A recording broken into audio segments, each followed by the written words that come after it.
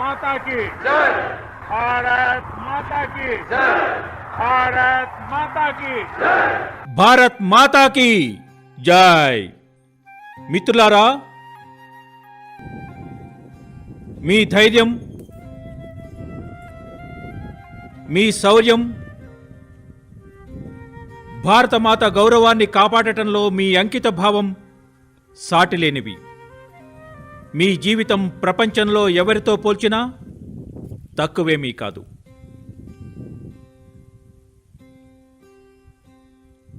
ఈ క్లిష్ట పరిస్థితుల్లో తల్లి భారతిని రక్షించటం ద్వారా మీరు భారతమాత సేవ చేస్తున్నారు. ఇలాంటి సేవలో ప్రపంచంలో ఎవరూ మీతో పోటీ పడలేరు. మీ ధైర్యం మీరు నిలబడిన స్థలం కంటే ఉన్నతమైంది.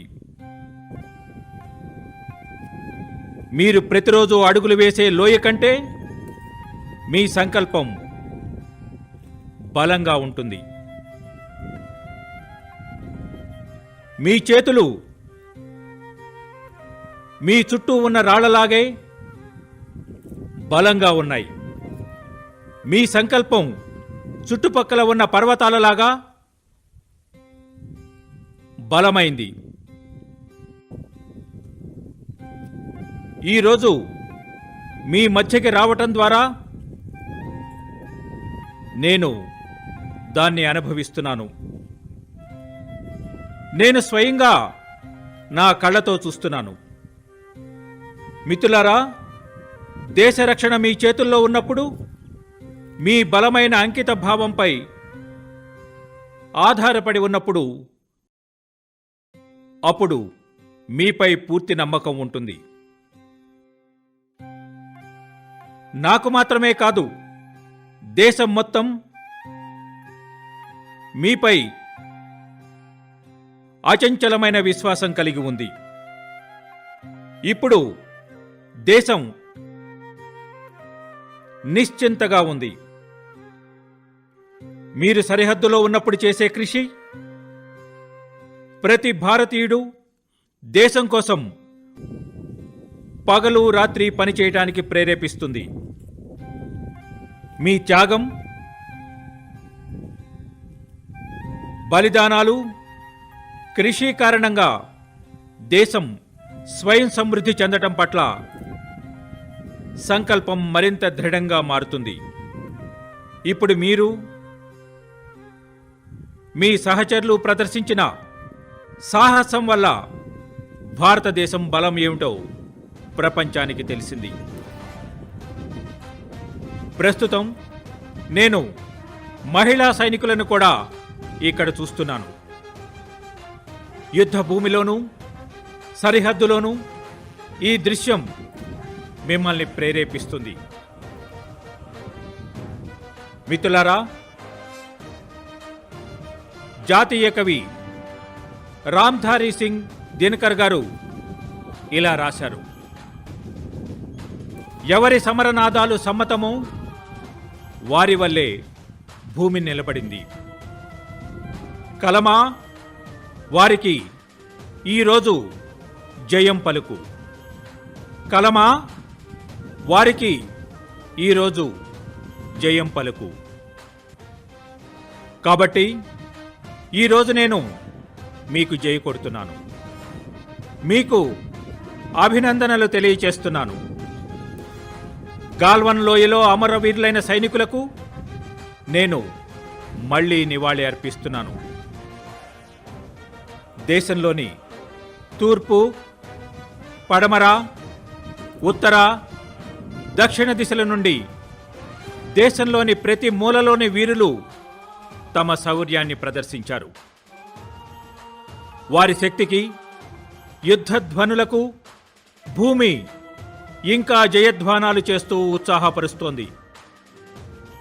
ఈరోజు ప్రతి దేశస్థుడి తల మీ ముందు, దేశానికి చెందిన ధైర్య సైనికుల ముందు గౌరవంగా నమస్కరిస్తుంది. ఈరోజు ప్రతి భారతీయుడి ఛాతీ మీ ధైర్య పరాక్రమాల కారణంగా ఉప్పొంగిపోతోంది. మిత్రులారా, సింధు నది ఆశీర్వాదం వల్ల ఈ భూమి పునీతగా మారింది. ధైర్యవంతులైన వీరపుత్రుల శౌర్య పరాక్రమాలు ఈ దేశ చరిత్రలో భాగమయ్యాయి. లేహ్ లద్దాఖ్ నుండి కార్గిల్ సియాచిన్ వరకు, లెజంగ్లా మంచు శిఖరాల నుంచి గాల్వన్ లోయ చల్లని నీటి ధార వరకు, ప్రతి శిఖరం, ప్రతి పర్వతం, ప్రతి రాయి రప్ప భారత సైనికుల పరాక్రమాలకు సాక్ష్యాలుగా నిలుస్తాయి. ప్రపంచం మీ ధైర్యాన్ని, పరాక్రమాన్ని చూసింది. మీ వీరోచిత గాథలు ఇంటింట్లో ప్రతిధ్వనిస్తున్నాయి. భారతమాత శత్రువులు మీలోని బడబాగ్నులను కూడా చవిచూశారు. మిత్రులారా, భారతదేశంలోని లద్దాఖ్ దేశానికి తలలాంటిది. ఈ భూభాగం 130 కోట్ల మంది భారతీయులకు గౌరవ చిహ్నంగా ఉంది. ఈ భూమి భారతదేశం కోసం ఎల్లప్పుడూ త్యాగం చేయటానికి సిద్ధంగా ఉన్న దేశభక్తుల భూమి. ఈ భూమి కుశాంక్ బకులా, రిన్ఫోంచే మొదలైన గొప్ప దేశభక్తి గల వారిని దేశానికి ఇచ్చింది. శత్రువుల దుర్మార్గపు ఆలోచనలకు వ్యతిరేకంగా రిన్ఫోంచే స్థానిక ప్రజలను సమీకరించాడు. రిన్ఫోంచే నాయకత్వంలో ఇక్కడ వేర్పాటును సృష్టించే ప్రతి కుట్రను లద్దాఖ్ ప్రజలు విఫలం చేశారు. వారి ఉత్తేజకరమైన ప్రయత్నాల ఫలితంగానే భారతీయ సైన్యంలో లద్దాఖ్ స్కౌట్ అనే పదాతిదళ రెజిమెంట్ను రూపొందించడానికి ప్రేరణ లభించింది. ఈరోజు లద్దాఖ్ ప్రజలు సైన్యమైన, సాధారణ పౌరులైన ప్రతి స్థాయిలో దేశాన్ని శక్తివంతం చేయడానికి అద్భుతమైన కృషి చేస్తున్నారు. మిత్రులారా, ఒక లోకోక్తి ఉంది. ఖడ్గేన ఆక్రమ్య వందిత ఆక్రమణః పుణ్యా వీరభోగ్య వసుంధర. అంటే వీరుడు తన ఆయుధ శక్తితో మాతృభూమిని రక్షిస్తాడు. ఈ భూమి వీరులది. ఈ భూమి రక్షణ, భద్రతా విషయంలో మన సంకల్పం హిమాలయాల మాదిరిగా ఉన్నతమైంది. ఈ సామర్థ్యం, ఈ సంకల్పం నేను ప్రస్తుతం మీ కళ్ళల్లో చూస్తున్నాను. ఇది మీ ముఖాల్లో స్పష్టంగా కనిపిస్తోంది. వేలాది సంవత్సరాలుగా అనేక మంది ఆక్రమణదారుల దాడులకు, దారుణాలకు సమర్థవంతంగా జవాబు చెప్పిన భూమికి చెందిన వీరులు మీరు. మనం మురళిని చేతిలో ధరించిన కృష్ణుడిని ఆరాధించే వ్యక్తులం. సుదర్శన చక్రధారి కృష్ణుడిని ఆదర్శంగా భావిస్తాం. ఈ ప్రేరణ ఫలితంగానే ఆక్రమణ తరువాత భారతదేశం మరింత బలంగా మారింది. మిత్రులారా, ప్రతి ఒక్కరూ దేశ పురోగతి కోసం, ప్రపంచ ప్రగతి కోసం శాంతిని, స్నేహాన్ని అంగీకరిస్తారు. ఇది చాలా ముఖ్యమైనదని అందరూ నమ్ముతారు. కానీ శాంతి బలహీనులను ఎప్పటికీ తీసుకురాలేదని మనకు తెలుసు. బలహీనులు శాంతిని ప్రారంభించలేరు. ధైర్యమే శాంతికి ముందస్తు షరతు. నీరు, భూమి, ఆకాశంతో పాటు అంతరిక్షానికి కూడా భారతదేశం తన బలాన్ని విస్తరిస్తోంది. దాని వెనుక ఉన్న లక్ష్యం మానవ సంక్షేమం. భారతదేశం నేడు ఆధునిక ఆయుధాలను తయారు చేస్తోంది. ఆధునిక సాంకేతిక పరిజ్ఞానాన్ని భారత సైన్యానికి అందచేయటం వెనుక ఉన్న భావన అదే. భారతదేశం ఆధునిక మౌలిక సదుపాయాలను వేగంగా నిర్మిస్తోంది. దాని వెనుక ఉన్న సందేశం కూడా అదే. ప్రపంచ యుద్ధాన్ని మనం గుర్తుంచుకుంటే యుద్ధమైనా, శాంతి చర్చలైనా వివిధ సందర్భాలలో ప్రపంచం మన వీరుల శక్తిని చూసింది. అవసరమైనప్పుడు ప్రపంచ శాంతి కోసం మన వీరుల కృషిని కూడా అనుభవించింది. మనం ఎల్లప్పుడూ మానవత్వం కోసం, మానవత్వ పరిరక్షణ కోసం, జీవితం కోసం పనిచేశాం. భారతదేశం యొక్క ఈ లక్ష్యాన్ని, సంప్రదాయాన్ని, ఈ అద్భుతమైన సంస్కృతిని స్థాపించిన, కొనసాగించిన నాయకులు మీరందరూ. మిత్రులారా, మహాత్ముడు తిరువల్లువార్ కొన్ని వందల సంవత్సరాల క్రితం చెప్పారు, మహారా మానమాండ్ బడీ చేలా కుటుంయే నా నానగే ఏమం పడాయి కహా అని. అంటే శౌర్యం, గౌరవం, గౌరవప్రదమైన ప్రవర్తన కలిగి ఉండే సంప్రదాయం, విశ్వసనీయత, ఈ 4 లక్షణాలు ఏ దేశ సైన్యానికైనా ప్రతిబింబాలు. భారత దళాలు ఎప్పుడూ ఈ మార్గాన్ని అనుసరిస్తున్నాయి. మిత్రులారా, విస్తరణవాద శకం ముగిసింది. ఈ యుగం వికాసవాదానిది. వేగంగా మారుతున్న సమయంలో వికాసవాదం మాత్రమే సరైనదిగా ఉంటుంది. భవిష్యత్తుకు ఆధారం వికాసవాదమే.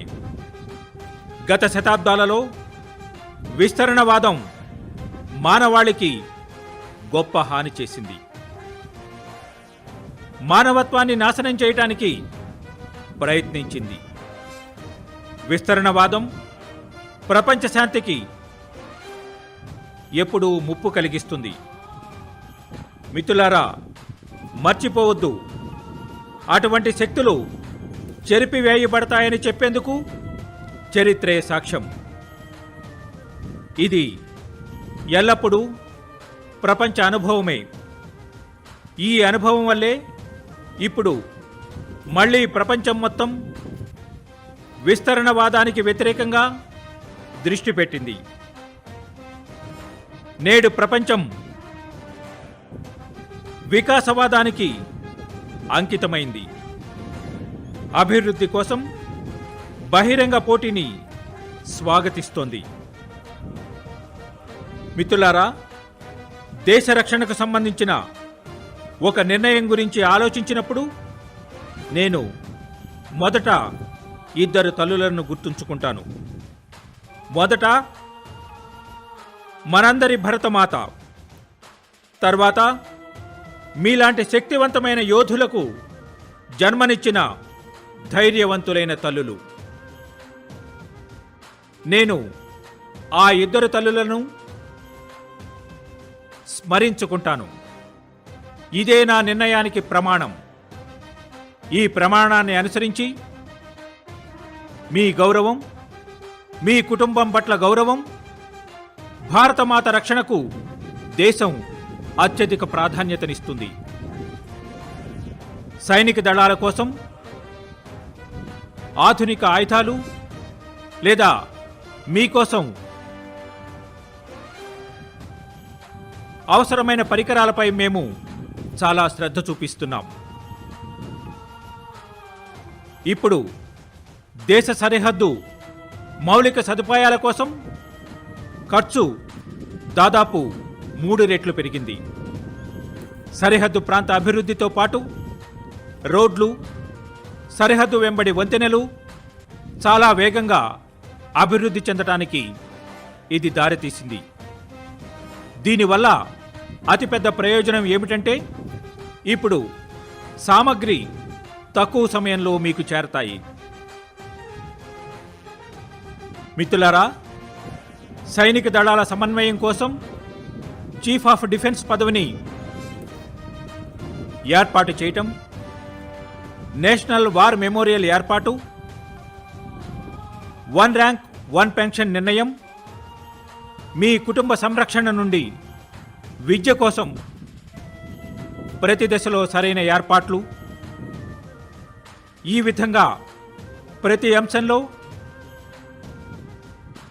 దేశం ఈరోజు ప్రతి స్థాయిలో తన బలగాలను, సైనికులను బలోపేతం చేస్తోంది.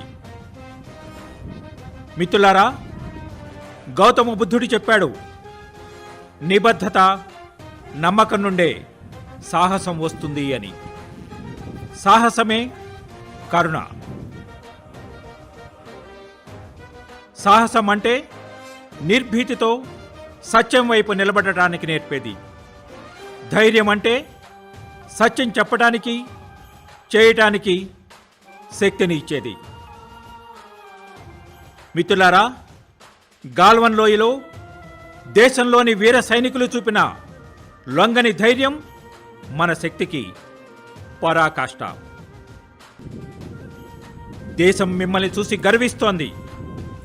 మీతో పాటు మన ఐటీబీపీ సిబ్బంది, బీఎస్ఎఫ్ జవాన్లు, బీఆర్ఓ, ఇతర సంస్థలు, క్లిష్ట పరిస్థితుల్లో పనిచేసే ఇంజనీర్లు, కార్మికులు, మీరంతా అద్భుతమైన పని చేస్తున్నారు.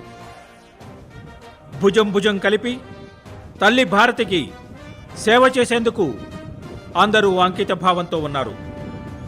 ఈరోజు మీ అందరి కృషి ఫలితంగా దేశం ఏకకాలంలో గొప్ప పట్టుదలతో అనేక విపత్తులతో పోరాడుతోంది.